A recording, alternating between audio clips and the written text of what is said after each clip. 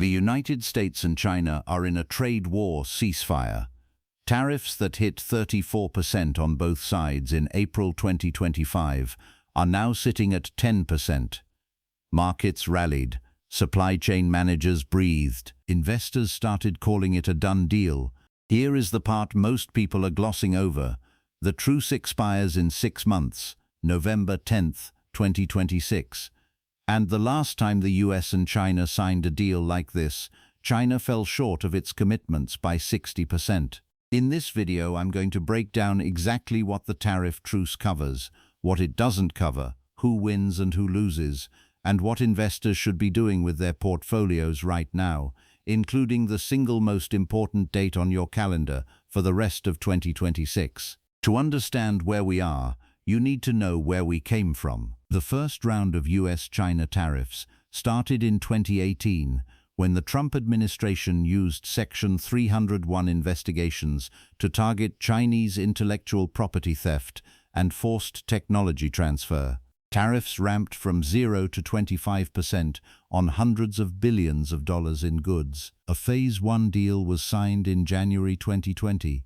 China committed to buying $200 billion more in US goods over 2 years, agricultural products, energy, manufacturing, services. What actually happened? China missed those commitments by 60%. COVID-19 was part of the excuse, but China had also been quietly diversifying its supplier base away from the United States. The Biden administration kept the tariffs in place but didn't escalate. An uneasy status quo held for 4 years. Then January 2025, Trump's second term. What followed was a rapid escalation. In March, a 10% global baseline tariff under Section 122 of the Trade Act. Then, on April 2, 2025, the Trump administration named it Liberation Day, a sweeping 34% reciprocal tariff on Chinese goods specifically. China immediately matched it. At the peak, the effective US tariff rate on Chinese imports was approaching 50% across multiple stacked layers. The trade relationship was in freefall. The de-escalation started in May 2025, when both sides agreed to pull back to 10%. A Trump-Xi meeting in Busan, South Korea in October 2025 produced a framework. In November 2025, the formal extension was signed. Both sides hold at 10% through November 10, 2026. That's where we stand now. Let me be precise about what this deal does and doesn't do, because the headlines have been imprecise. The US tariff rate on Chinese goods has been reduced to a 10% baseline, down from the 34% Liberation Day level. But that 10% sits on top of layers that were already in place from 2018 and 2019. Those layers, called Section 301 List 3 at 25% and List 4A at 15%, were not touched by the truce. When you add everything up, the effective tariff rate on Chinese imports is still approximately 30%. China, on its side, suspended all retaliatory tariffs it had imposed since March 4, 2025. That means Chinese tariffs on US goods are now running at 10%, down from 34%. The deal's biggest concrete commitment is agriculture.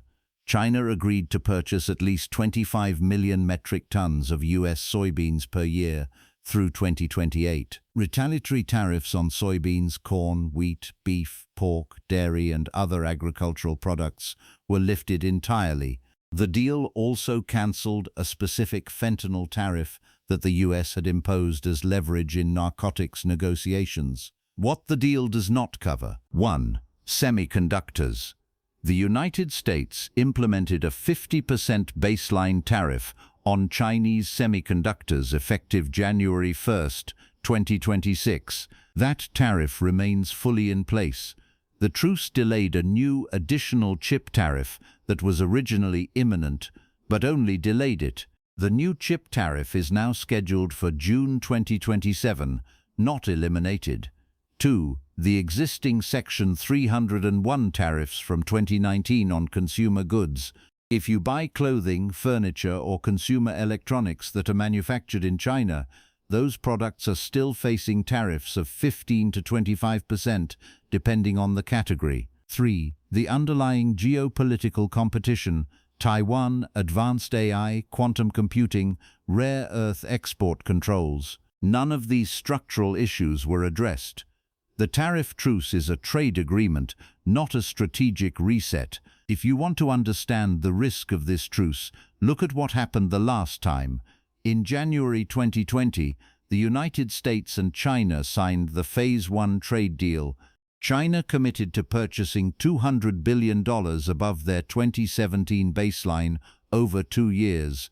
Broken down by sector: $32 billion more in agriculture, $52 billion more in energy, $77 billion more in manufactured goods, $38 billion more in services.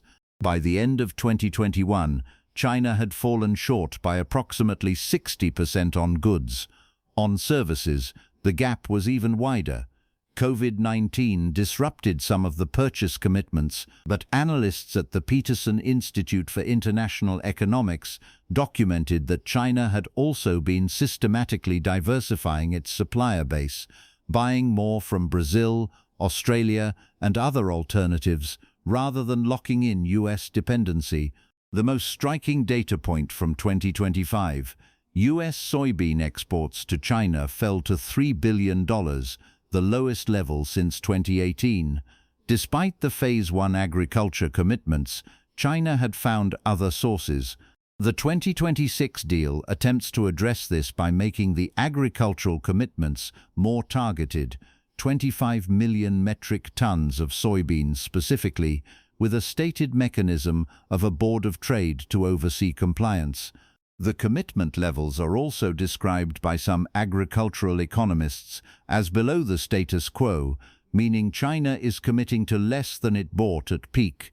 Whether that means the commitments are more realistic or less ambitious is a matter of interpretation. The track record is what it is. China missed the last set of targets by 60%. Investors should build that uncertainty into any thesis that depends on China following through. Let me work through the sectors that stand to gain most with specifics. The clearest winner is US agriculture. Soybean farmers in the Midwest, grain traders, agricultural commodity exporters. The 25 million metric ton annual commitment is meaningful if it's honored. Diversified agricultural companies like Archer Daniels Midland and Bunge are positioned to benefit from restored Chinese purchasing. Agricultural equipment manufacturers also benefit from improved farm economics. The second winner is US industrial manufacturing. Lower tariffs on Chinese goods reduce input costs for manufacturers who source components from China. The industrial sector had been dealing with significant cost pressure from the tariff escalation. The 41 industrial ETF rallied on truce signals, and that makes sense. Companies in machinery, equipment, and industrial products see real margin relief when input costs fall. The third beneficiary is US consumer retail. Companies like Walmart, Costco, Nike, and Amazon have significant exposure to Chinese manufacturing. List 4A tariffs on consumer electronics and List 3 tariffs on apparel remain in place. Those weren't touched. But the removal of the additional Liberation Day layer does reduce the input cost burden for importers. On the Chinese side, the primary beneficiaries are Chinese exporters broadly. China recorded a record trade surplus in 2025. Despite the tariff escalation, their export machine proved resilient, but lower effective tariffs improve margin. Chinese internet and e-commerce platforms see reduced cost pressure on electronics components. For investors looking at China-focused ETFs, the FXI ETF, which tracks large-cap Chinese companies including state-owned enterprises in banking, energy, and telecom, is up approximately 11% over the past year.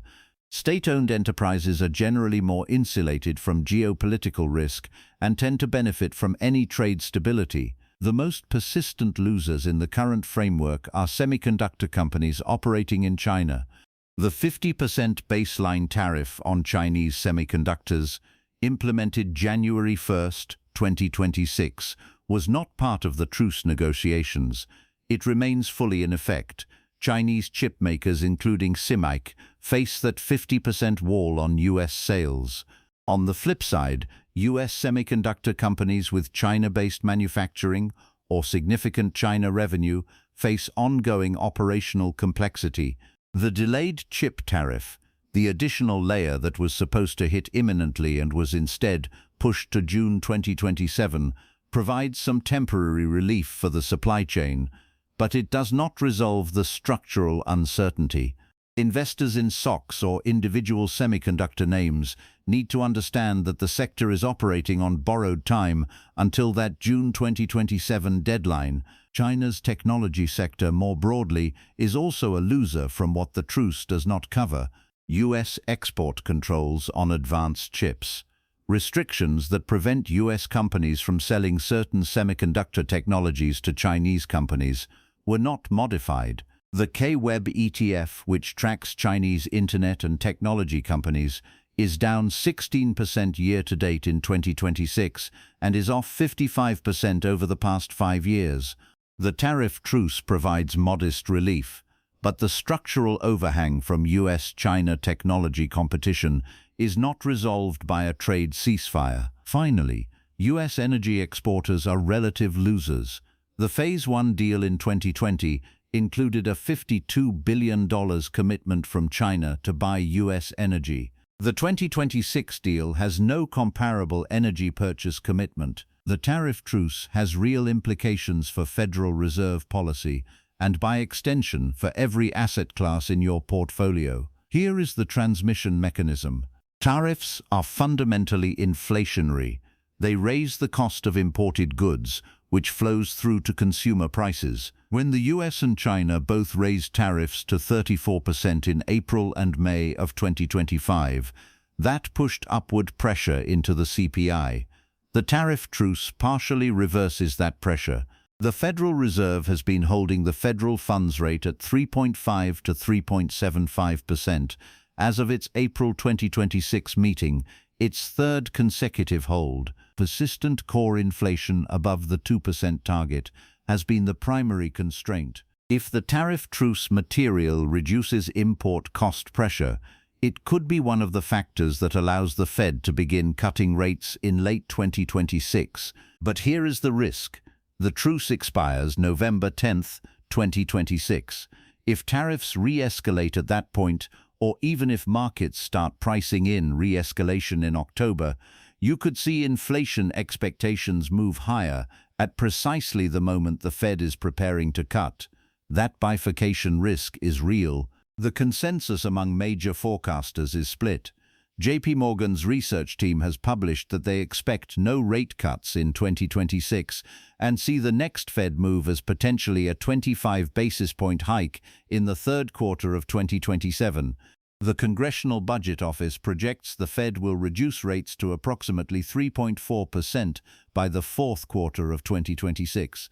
Both cannot be right, and the tariff truce's durability is one of the key variables determining which scenario plays out. For bond investors, the tariff truce is a mild positive for duration because it slightly improves the disinflationary path. But given the November expiration risk, maintaining a short to neutral duration posture is prudent. The tariff truce creates a strategic dilemma for corporate supply chain teams that is worth understanding as an investor. During the 2025 escalation, many U.S. companies accelerated their China Plus One strategies, meaning they moved production or sourcing to Vietnam, India, Mexico, or other countries to diversify away from China. The truce now asks those companies, was that diversification premature? The answer, for most well-run companies, is no, and here is why. First, the truce expires in 6 months. Even if it is extended, the demonstrated willingness of both governments to escalate quickly means that supply chain concentration in China carries structural geopolitical risk that didn't exist 5 years ago. Second, the underlying conflict over semiconductors, AI, Taiwan, critical minerals has not been resolved. The tariff truce is the trade policy equivalent of a ceasefire. The underlying territorial dispute is unresolved. Third, rare earth export controls remain an active policy tool for China.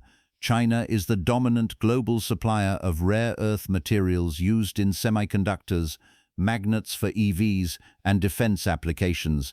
Beijing has used export restrictions on these materials as a lever in trade disputes. The tariff truce did not address rare earth export policies. For investors, companies that have built genuine supply chain optionality are structurally better positioned than companies that remain fully dependent on China. The truce is an opportunity to assess that optionality, not a reason to abandon it. The single most important near-term catalyst for the US-China trade relationship is the Trump-Xi summit in Beijing, scheduled for May 14, 2026. This is Trump's first visit to China in his second term and the first US-China summit in Beijing since 2017. The stated agenda includes trade, Taiwan, fentanyl, and technology competition. There are two scenarios markets are pricing for. In the positive scenario, the summit produces a framework agreement that extends the truce, creates an enforcement mechanism for agricultural commitments, and potentially establishes a longer timeline for technology competition rules. That scenario would be significantly risk-on. It could accelerate rate cut expectations, re-rate Chinese equities higher, and push industrials and consumer names up on improved trade visibility. In the negative scenario, the summit produces limited agreement, or the talks break down on Taiwan or technology issues. In that case, the November 10th expiration date becomes a hard cliff, and markets would likely price in re-escalation risk from October onward. There is also a third scenario that is underappreciated. The summit produces vague language that markets initially interpret as positive before implementation details disappoint. This is essentially what happened with the Phase 1 deal in early 2020, a clear initial rally followed by a gradual realization that the commitments were either unenforceable or underperforming. Position size accordingly heading into May 14th. The outcome matters enormously, but it is binary in ways that are difficult to hedge with precision. Let me give you a specific, actionable framework for the rest of 2026. First, the sector positioning. Overweight industrials. The 41 ETF benefits from input cost relief and any improvement in global trade sentiment. US companies in machinery, equipment, and diversified manufacturing are real beneficiaries if the truce holds. The risk is, if November re-escalation materializes, industrials would face renewed cost pressure. Overweight with a mental stop at October. Overweight consumer discretionary importers selectively. Retailers with significant China import exposure, Walmart, Costco, Nike, see genuine margin relief from the base rate reduction. Not all consumer discretionary names are equivalent. Screen for actual China import exposure. On China ETFs, prefer FXI over KWEB. FXI's state-owned enterprise exposure in banking, energy, and telecom is less sensitive to geopolitical tech competition than KWEB's internet and technology exposure. KWEB is down 16% year-to-date for structural reasons that the tariff truce does not fix. FXI has upside if the summit goes well. Downside is more contained. Underweight semiconductors for now. The 50% tariff persists. The June 2027 threat is not resolved, just delayed. SOX and SMH are vulnerable to both the China tariff overhang and any broader tech derating if rate cut expectations slip. Second, the rate sensitivity positioning. The tariff truce is mildly positive for the long-duration trade. If import prices fall, inflation cools faster, and the Fed has more room to cut. But the November expiration limits how far you should extend duration based on this thesis alone. Neutral duration is the right posture. Third, the calendar strategy. Mark 3 dates. May 14th, the Trump-Xi summit. Position before. Reduce concentration into the binary outcome if you've run up gains. Then August or September, the midpoint review of truce implementation. If agricultural purchases are running significantly below the 25 million metric ton commitment, re-escalation risk rises. Then October, begin reducing risk exposure specifically tied to the trade truce thesis. November 10th expiration risk needs to be managed before it arrives, not when markets are already moving. Here is your summary of what to do. 1.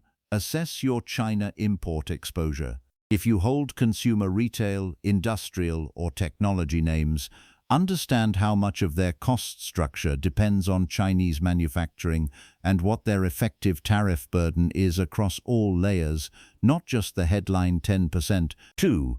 Distinguish between the truce and the underlying conflict. The 10% base rate is the visible number, the 30% effective rate, the 50% semiconductor tariff, and the unresolved technology competition are the structural picture. Don't let the headline obscure the details. 3. Build the November 10th expiration into your model. If your thesis for any position depends on the tariff truce continuing, you have 6 months of visibility at most. Size accordingly. 4. Watch the agricultural data. China's soybean purchases in 2026 are the most observable indicator of whether this deal is being honored. If U.S. exports to China are tracking below 25 million metric tons by mid-year, re-escalation risk is rising. 5. The May 14th summit is a catalyst. Have a plan for both outcomes, a more durable deal and a disappointment, before the summit, not after. The U.S.-China tariff truce of 2026 is the most significant de-escalation in the trade war since the Phase 1 deal of 2020. Effective tariff rates came down dramatically from their Liberation Day peak. Agricultural markets have relief. Industrial input costs are lower.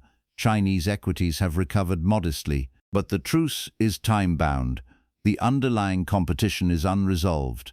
And the historical parallel, Phase 1's 60% underperformance, is not encouraging. The right posture for investors is not panic and not complacency. It's calibrated positioning with a specific exit strategy built around the November 10th expiration date, overweight the beneficiaries, underweight the sectors still facing tariff headwinds, and watch May 14th closely, because what comes out of the Beijing summit will determine whether this truce becomes something more durable or whether November marks the start of round 2. This video is for educational and informational purposes only and is not investment advice. Tariff policy can change rapidly and individual portfolios vary. Consult a qualified financial advisor before making investment decisions based on trade policy analysis. If this was useful, subscribe. We cover macroeconomic analysis every week, focused specifically on what it means for your investment portfolio. I'll see you in the next one.